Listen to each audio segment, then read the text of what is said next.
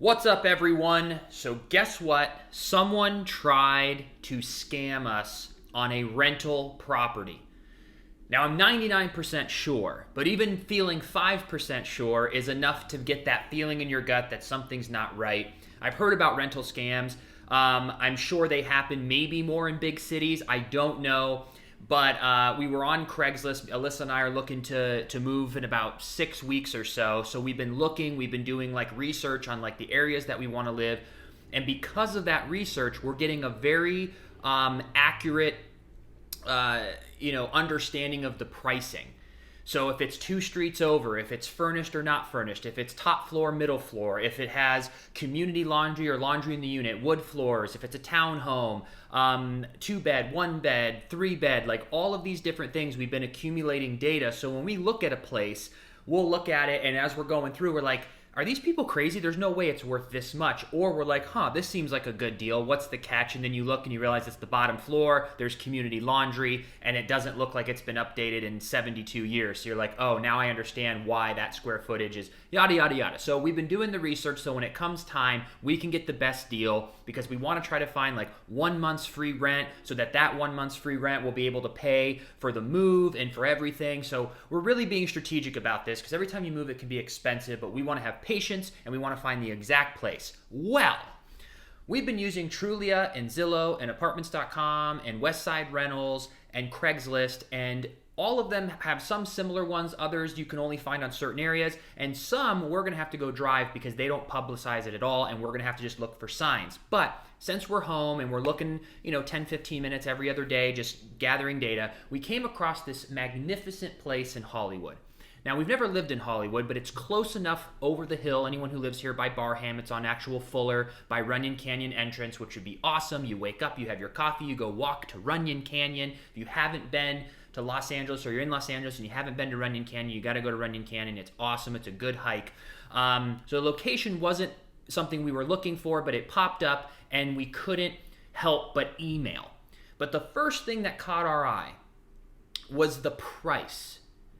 Now, I went through and I want to show you, for those of you who don't live in LA, kind of the pricing of what you get, of why we had our very first red flag. I just looked at the price. It was $2,800 for a 2-bed, 2-bath, fully furnished, updated place in Hollywood for $2,800. In my opinion, and we looked later, it looked like maybe it should be worth about $4,700. I even thought all the way up to $6,000 because it was furnished.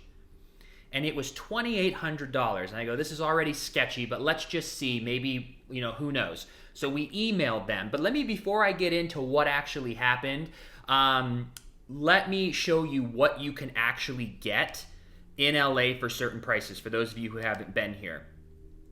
So this first place here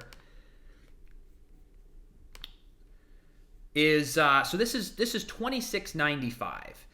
And this is in Studio City, which is an expensive place. But look what you get for a 2-bed, 1-bath. And it has an upstairs, I'll give them that. But it's not updated at all. Very, very old. Definitely needs updating. I personally would not pay $26.95 for this place. It is not up to date. You can find a better looking place than that. Let me see if I can find something a little different. Now, here's a 3-bed, 3-bath. On Coldwater in Studio City with a 91604 zip code.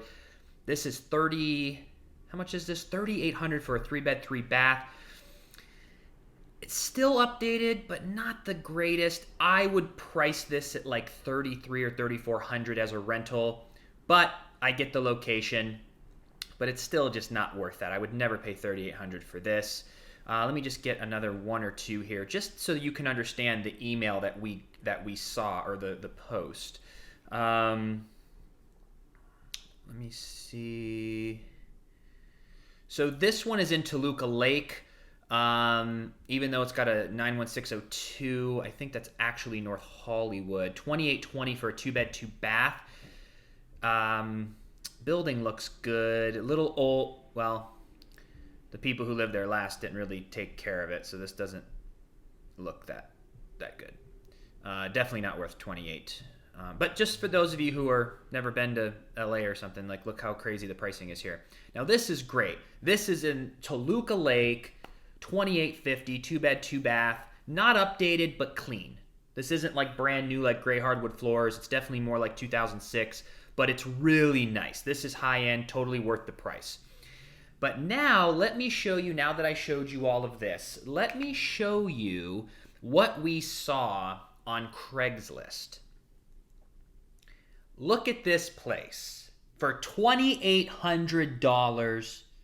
That was our first red flag, but we still had to email because I was like, maybe it's a gem and we can tell the story to our grandkids one day that we got to live in Hollywood in this amazing, huge 2-bed, 2-bath, furnished, updated, next to Runyon Canyon. What? Dream place. Well, then we ended up emailing them. And we just said, hey, we need to get some clarity on what's going on here. And here's the email. So we basically just said, hey, we're interested in the place. Can you give us some more details? And here's what they wrote us back. They go, hi, the unit is still available at the moment. I am not an advertiser. I and my wife both bought the unit after we got married, later settled down there for a few years ago before moving to Oregon.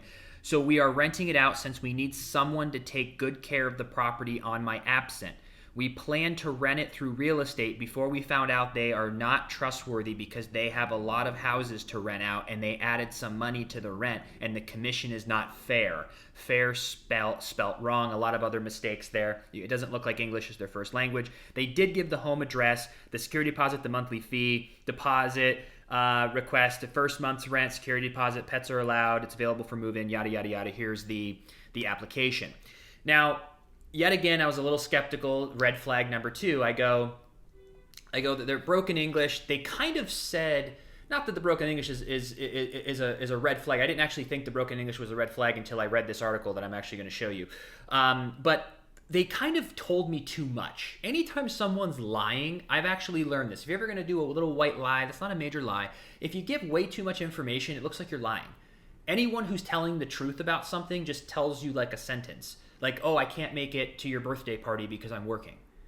Like, that's what you would say to somebody if that was true. But someone who's lying would be like, oh, I would love to go to the birthday party, but see, my car's in the shop, and I was telling my mom that she had to come out and be able to get my car out of the shop, and then once I do, I had to drive all the way to work, and then I also have this little, like, get-together that's happening, and then after that, it's like that. It's a lie. So the fact that person explained so much about moving to Oregon and that the real estate wasn't trustworthy, we were like, red flag, red flag, red flag.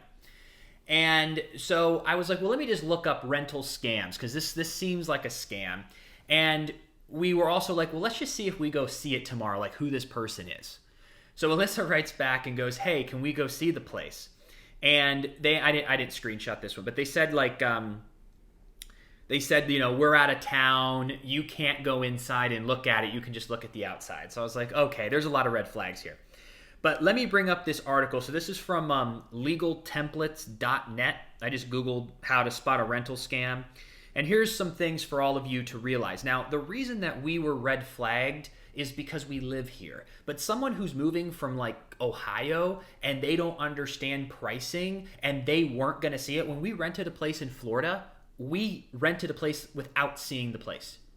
So they will scam someone, I'm sure, and I feel bad for that person. But if they're moving from Florida to LA and they just want to get there, land, and go to their place, they're not going to look at it. And they're probably going to send this person money, and it's going to screw them over. But here's some things to look out for.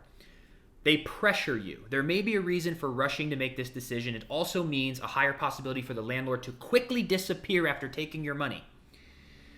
Have a reason for not showing you the property. Ding, ding, ding, ding, ding. They had a reason. They were out of town. If the landlord reveals any reason for not being able to show you the property, such as being out of the country, this could be a rental scam. Provide unreliable contact information. This didn't happen to us. Check the phone number if it's disconnected. We didn't have a phone number or anything. We did it through Craigslist here. Now, this is where I go, ooh. Because when I first saw that this wasn't someone's first language in English, the way they were writing, I was like, well, maybe they just don't live here often and they just wanted someone to take care of their place and they just don't know the market maybe. I didn't know. But it says use broken English and have a sob story in their posting is a red flag. And they kind of did this. Oftentimes, these listings may include a sob story where the landlord is in a remote location, Oregon, not remote, but you get it, in hopes that you'll jump on their rental deal faster. These stories may elicit sympathy by involving some family or financial issue that they're involved with. Sometimes they may even claim to be a missionary or doing some sort of work in an impoverished nation. So keep an eye out for that. English was not their first language, and they did give me a story that they were working in Oregon and, blah, blah, blah, blah, blah.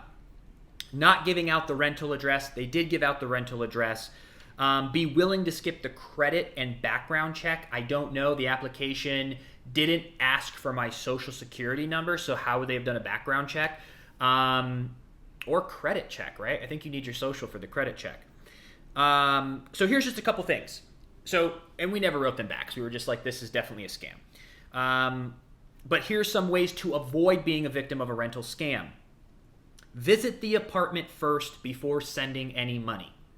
If a landlord's asking you for money without meeting you or checking out the apartment, there's a reason to be wary.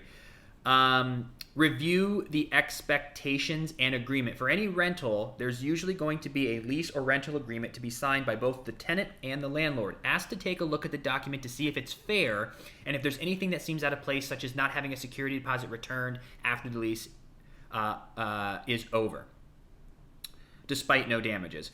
To avoid it, deal with landlords that are local. This makes it easier for you to verify the identity of the property, yada, yada, which renting from somebody who's just random, is more scary than a big building that we've seen for 16 years and it's a complex of 200 units. That seems to be, especially if you're not going to be able to go meet the person and see the person and judge that energy. If you're from out of town moving somewhere, even in Florida, huge complex that we moved into.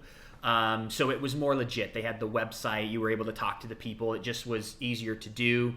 Are they the person they claim to be? Meet face to face with the property manager.